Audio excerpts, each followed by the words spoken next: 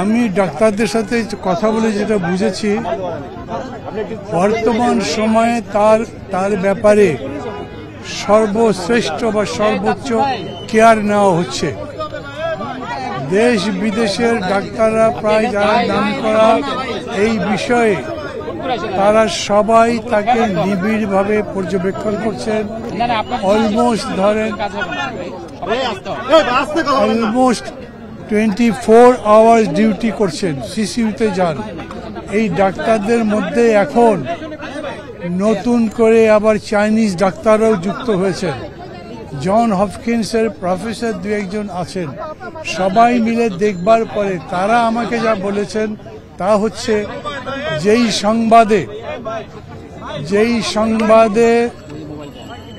সংবাদে সবার মধ্যে উদ্বেগ সৃষ্টি হয়েছিল, পরিস্থিতি তার চাইতে কোনো রকম অবনতি হয়নি।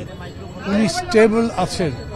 তারা কোনো আশাবাদের কথা বলছেন না, কিছু বলছেন না, কিন্তু বলছেন গত কয়েকবারের মতো যেরকম তিনি খুবই ক্রিটিক্যাল অবস্থা থেকেও আবার ফিরে এসছেন, উনি ক্রিটিক্যাল অবস্থা থেকে স্টেবল হয়েছেন। ভবিষ্যতের জন্য দোয়া করবেন আপনারা।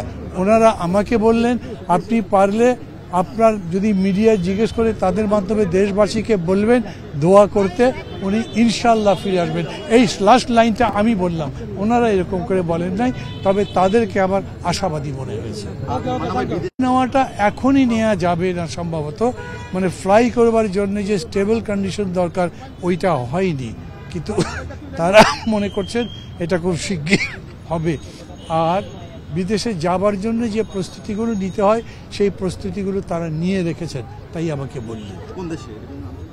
না, সিঙ্গাপুর তো প্রস্তাব করা হয়েছে, ইউরোপের কথাও বলা হয়েছে, ওইটা তারা সিলেক্ট করেনি এখনো কোনো কিছু।